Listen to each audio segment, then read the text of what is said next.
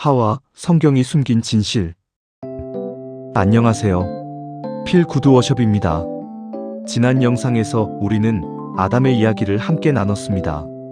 하나님의 형상으로 지음받은 첫 번째 인간, 그리고 그가 어떻게 타락했는지 말이에요.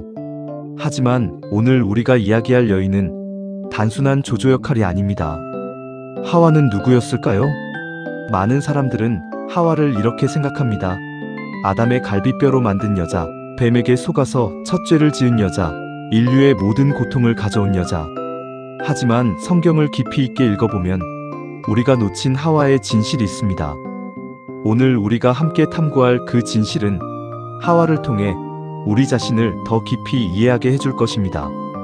함께 시작하겠습니다. 하와의 창조 누가 만들었는가? 창세기 2장 18절 22절을 읽어보세요. 여호와 하나님이 이르시되 사람이 혼자 있는 것이 좋지 아니하니 내가 그를 위하여 돕는 배필을 지으리라 하시고, 여호와 하나님이 흙으로 각종 들짐승과 공중의 새를 지으시고 아담이 그것들을 무엇이라 부를까 하여 그에게로 이끌어오시니, 아담이 자기 영혼의 생기를 불어 그것들을 부르는 것이 곧 그것들의 이름이 되었더라.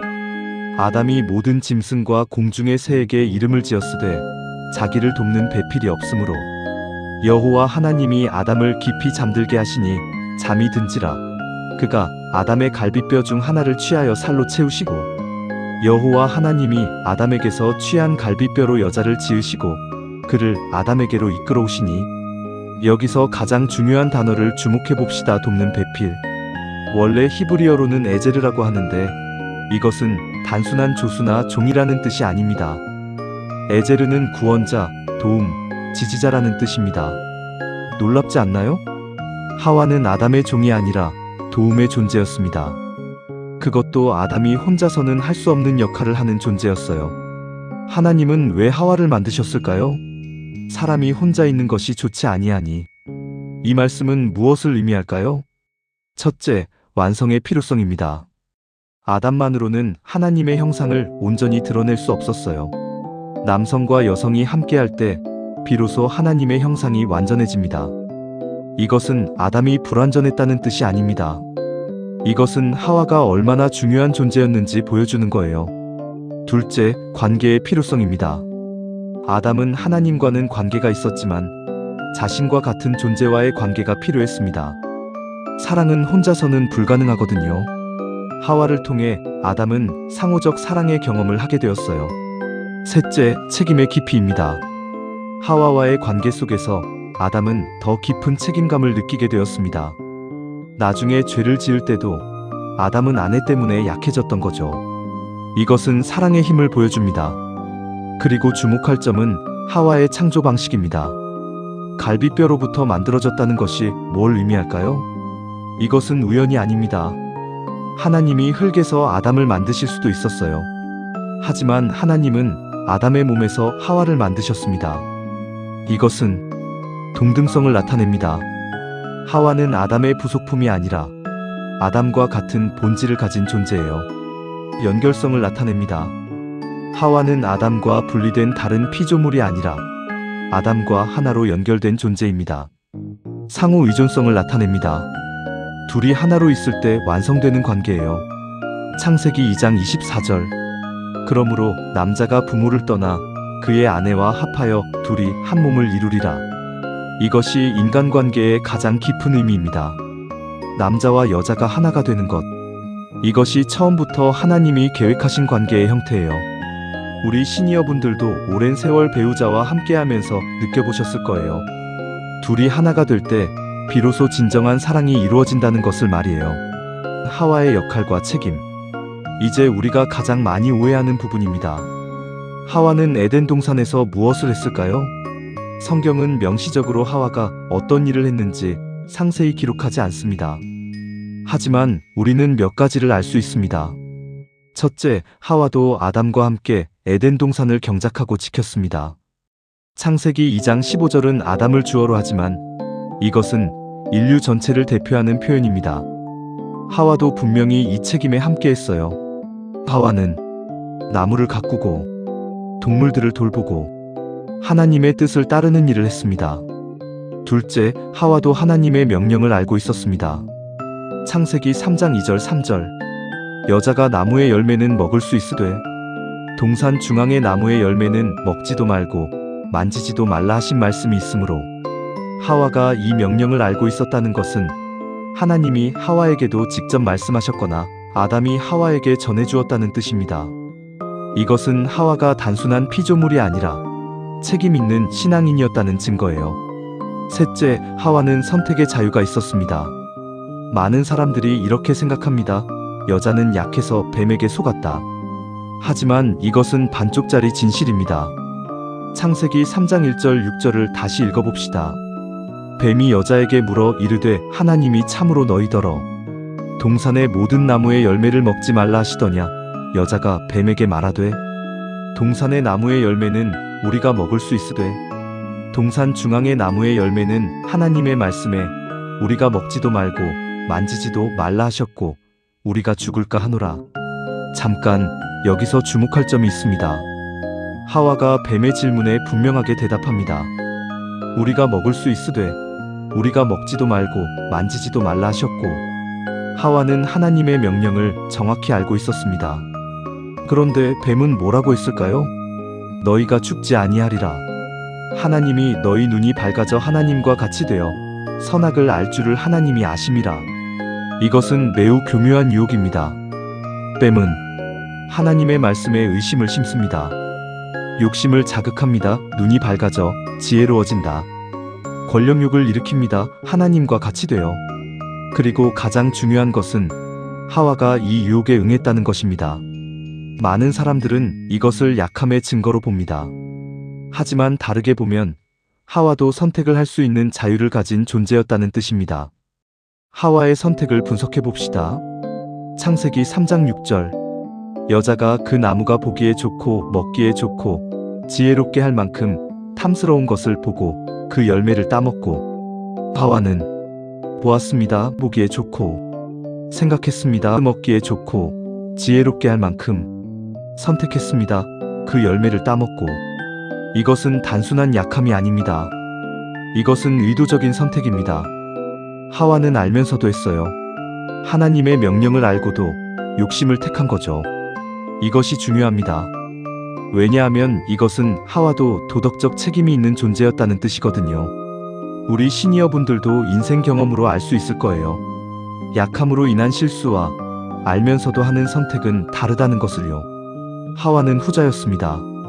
타락 이후의 하와. 이제 우리가 가장 놓치기 쉬운 부분입니다. 타락 후 하와의 삶은 어떻게 되었을까요? 많은 사람들은 하와를 죄의 원인자로만 봅니다. 하지만 성경은 더 깊은 이야기를 담고 있어요. 창세기 3장 20절. 아담이 그의 아내를 하와라 이름하니 그는 모든 산 것의 어머니가 됨이니라. 여기서 주목할 점은 하와의 이름의 의미입니다. 하와는 히브리어로 하이아라고 하는데 이것은 생명이라는 뜻입니다. 이것은 놀라운 일입니다.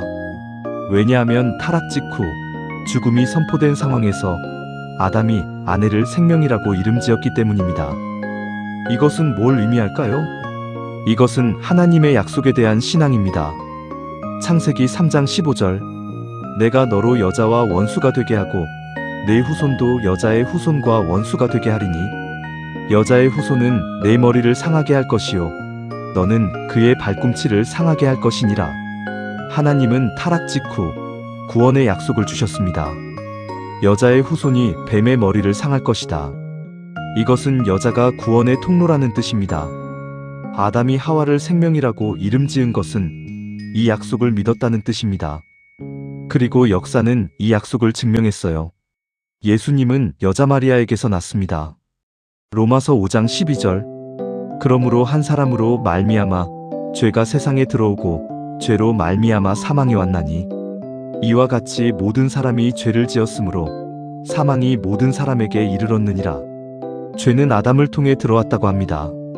그런데 구원은? 로마서 5장 18절 19절. 그러므로 한 범죄로 말미암아 모든 사람이 정죄에 이르렀듯이 한 의로운 행동으로 말미암아 모든 사람이 의롭다 하심을 받아 생명에 이르렀느니라.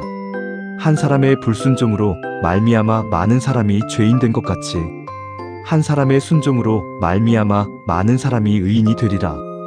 구원은 한 사람의 순종 예수님을 통해 옵니다. 그리고 그 예수님은 여자의 후손입니다. 이것이 하와의 진실입니다.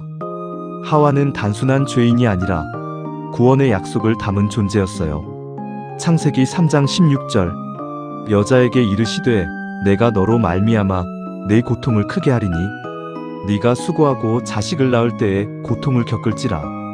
이 말씀은 형벌처럼 들리지만 다르게 보면 책임과 사명을 의미합니다. 하와는 고통 가운데서도 생명을 낳는 존재가 되었습니다.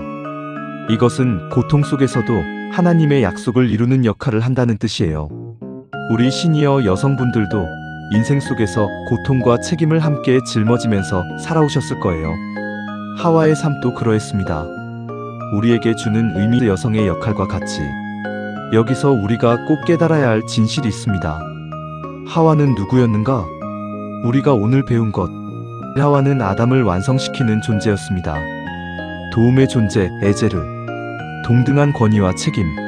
하와는 선택의 자유를 가진 도덕적 존재였습니다. 약함이 아니라 자유, 책임 있는 선택. 하와는 구원의 약속을 담은 존재였습니다. 여자의 후손이 뱀의 머리를 상할 것. 예수님은 여자에게서 났음.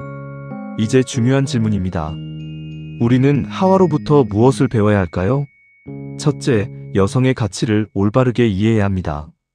많은 기독교 전통에서 여성은 하와의 실수로 인해 낮춰졌습니다. 하지만 성경의 본래 의도는 그것이 아닙니다.